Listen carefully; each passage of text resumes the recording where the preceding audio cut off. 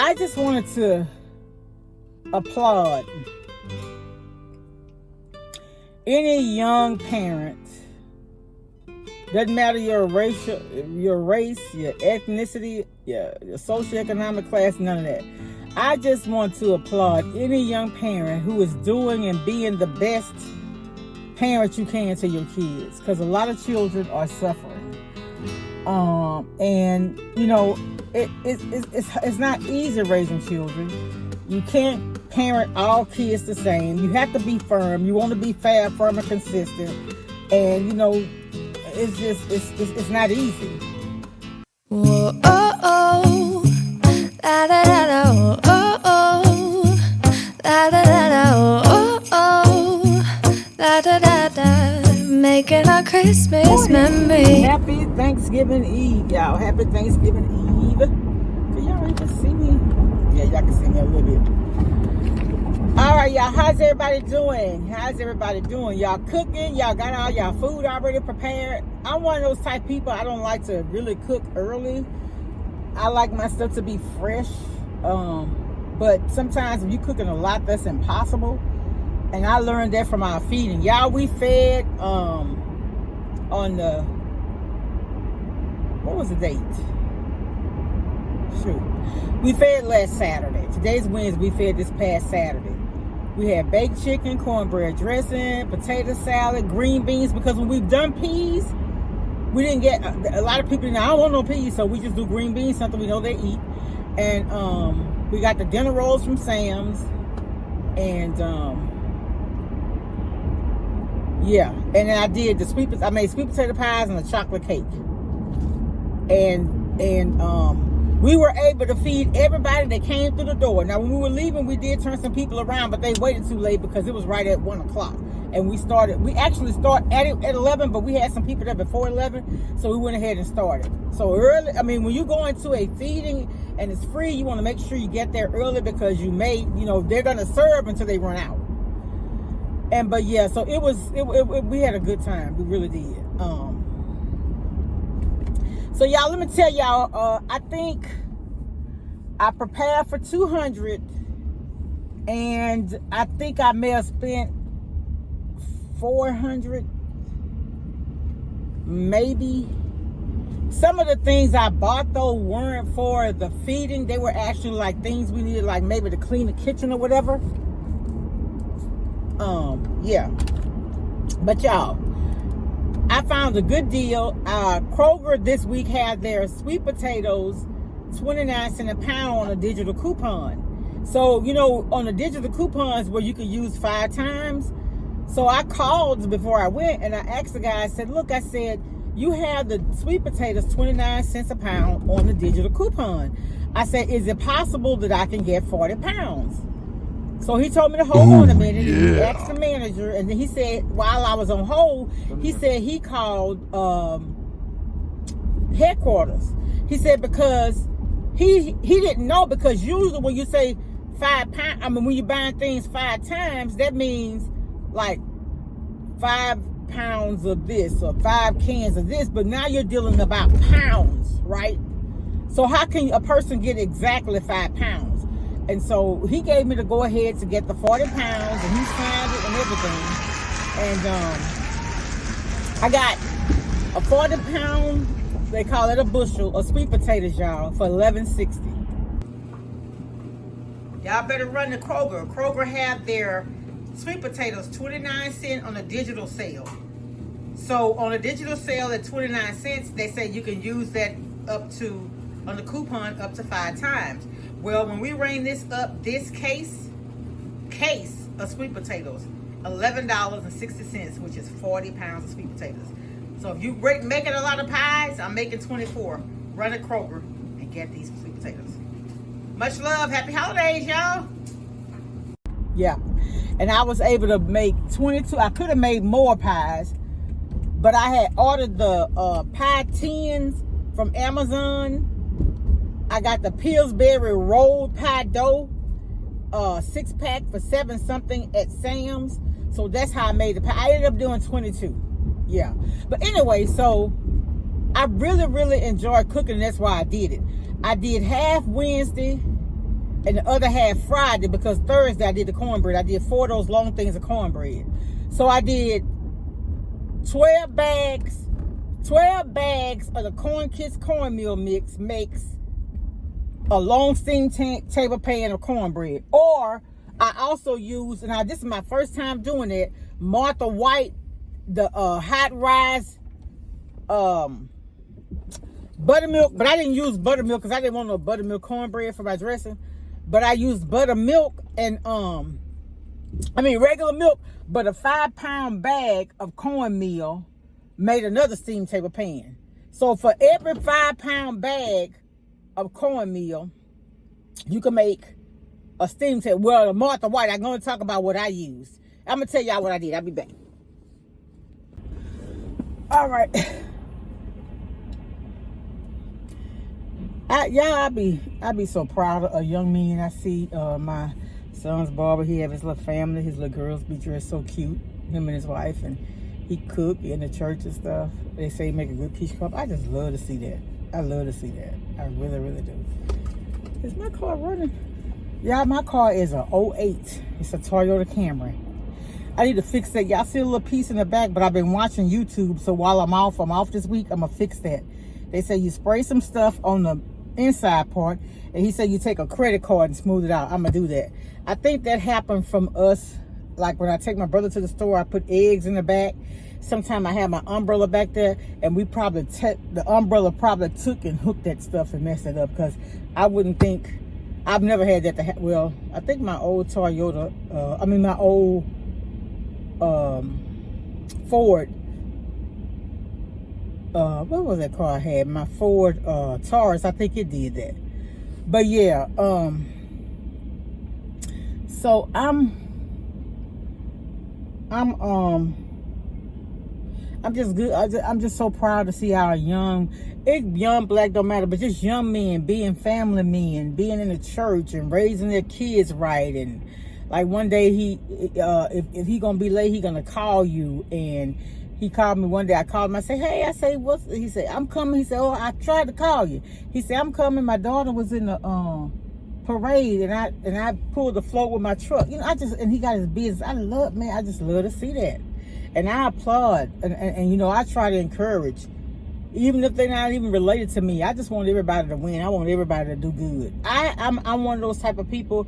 I believe in you working hard to have what you have, not using it depending on other people. I don't like that. I just don't. You shouldn't depend on other people to take care of you. That's where your faith in God comes from. Yeah. But anyway, I'm just on here rambling. I feel so good. It's the holiday. I was just thinking, I remember the first holiday, the first Thanksgiving after my mom died. I was just, whew, but God, and I posted a video, and I know a lot of people, I don't get a lot of views, and you know what? I'm at a point in my life. If I would have been younger, I would have been offended. I just wanted to applaud any young parent. Doesn't matter your race, your ethnicity, your socioeconomic class, none of that. I just want to applaud any young parent who is doing and being the best parent you can to your kids, because a lot of children are suffering. It's not easy raising children. You can't parent all kids the same. You have to be firm. You want to be fair, firm, and consistent. And it's not easy.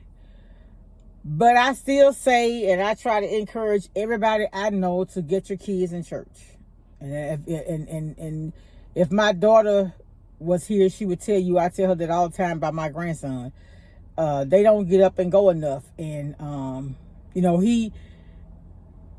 kids are impressionable. And if they don't, the thing about children is you could teach them everything right in your home, but 8 hours a day, they're with kids doing things that they're not being taught. And these are their friends, and sometimes kids want to impress their friends, and they're going to pick up habits doing things that they know may or may not be right. Being silly for attention and stuff like that. I just feel like give them that grounded ground them in God and Jesus, and they could get through anything. And I did it with my son, and I really, and that's why right now today I thank God for his Sunday school teacher. Our brother used to play the saxophone. He moved away to take care of his elderly parents. He and his wife from the same place, and they both went home to take care of their parents in their 90s. And he was my son's mentor when it came to reading the Bible. And he got my son. Now, I'm the parent. He has a dad, but this deacon helped get my son interested in the Bible. And there's not a Sunday in church when Rev don't start giving us a sermon, or when he first start off about what he going to talk about, my son could reach over and tell me what the story is. Sometimes more than me. I'm just going to be honest. Yeah. So, and so it really helped him, being that he has autism and don't like really being around a lot of people, don't like anybody in close proximity to him, don't really have a lot of friends and things like that. But he knows how to pick up that Bible, how to apply what he's read, what he's learned, what he's absorbed. Yeah, I'm telling you, it helps. And that's my saving grace. It really is. And sometimes as a parent, I can't help but think when I see those young men walking down the street like they've lost their mind, and I always pray, Lord, if something happened to me and I leave this earth, let my son be able to maintain on his own. And sometimes I wonder, should I set him up in his own place while he's, while I'm living, to show him how to do things in the event that I'm not here? Those are some things that I'm wrestling with right now. And, because next year he'll be 24. So I don't know, the things I don't know what to do, I just pray to God about them. And he gradually shows me the way, so it's just one of those things. So, and the thing is, if you have a child, when you first see your children, because as a parent, as a concerned parent, we're supposed to be advocates for our children. We see something, because my son used to do this little flapping thing. And at an age where he should be making conversation, a lot of what he doing was echolalic. He'd be repeating what somebody else said, and so I knew it wasn't right. And that's when I started getting him, the help. I just wish he would have gotten in speech and ABA therapy. Back then, here locally, it wasn't a lot. They had like a little program, but they would work certain days of the week, because I think the lady that started it up, she had another job. So, he kind of didn't get that like he should have, but he had speech in school he did kindergarten twice. So he had speech in school from, I think we started speech when he was 4 though. But I think he had speech from 4 years old up until maybe the 10th grade. Yeah, he took speech, but his speech is better than one of my other children. But yeah, he reads very well. The reading is not the problem. Listen, if your child could read and recite words, that's fine, but can they comprehend? You understand? Yeah. So anyway, it's a lot being a parent. That's why I say I applaud people who doing it right. Not just having kids to dress them up and make them show ponies. Not having kids and neglecting them, keeping them nasty and dirty, not getting them the proper care and treatment that they need. One thing I despise is a person that walk around and their children's hair not combed, they snotty nose, and clothes dirty. Oh, I can't. That's a pet peeve of mine, because the kids didn't ask to be here. And like my mama used to tell us, sometimes a person can't help being poor, because sometimes you're born into poverty. But there's no excuse to be nasty, because it's regular soap and water cleans anything. You can get a gallon of bleach and a bucket of water and a mop and a broom and a brush and clean the whole house, right? Yeah, so y'all, I'm all over the place, but it's just things that's on my mind. And a lot of times at the end of the year, I do a lot of self-reflection, and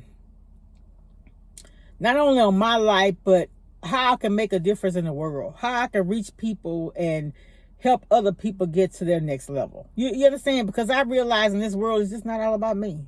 It's not. And it's not all about you. It's about everybody in this world. And you know what? God didn't plan for it to be extremely poor people and extremely rich. I don't believe. I believe that there should be a happy medium where if this person has abundance, they should reach back and help the person that don't have much. It's not to say the person that don't have much shouldn't be working, but listen, let's just keep it real. $7.25 minimum wage, 40 hours a week. Is that even $400 a 40-hour week? No, it's not. You see what I'm saying? So a person don't even make $400 a week, and that's before they take out taxes. How can you possibly maintain a home, a vehicle, insurances on both, properly care and feed your children? You can't. So basically, you working 40 hours a week and you still qualify for every governmental assistance that there is. There is a disconnect somewhere. There is. But anyway, you know, like I always say, if y'all watch me, y'all know that pastor said one time, he says, you are not made to help everybody in the world because you can't. You don't have that power. But the persons the Lord wants you to help are going to cross your path. And that's why I always try to leave people better than I found them.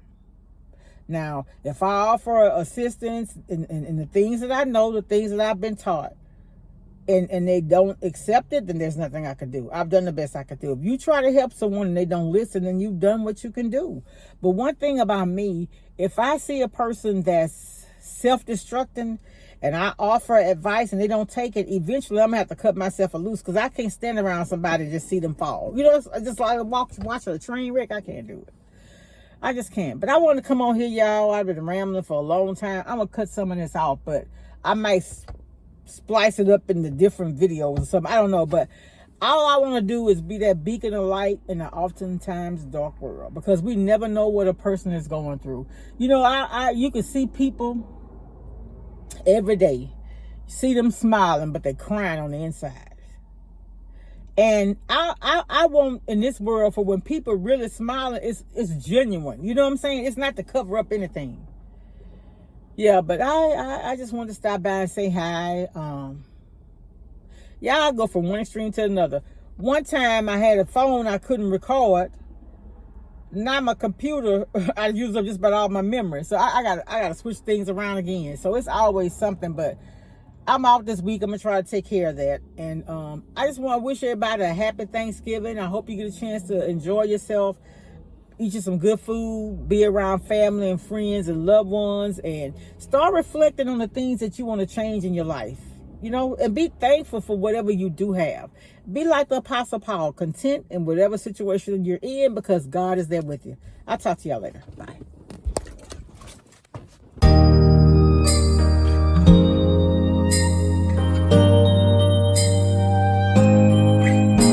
It's white outside and the night is cold. Everyone's lighting candles in their home.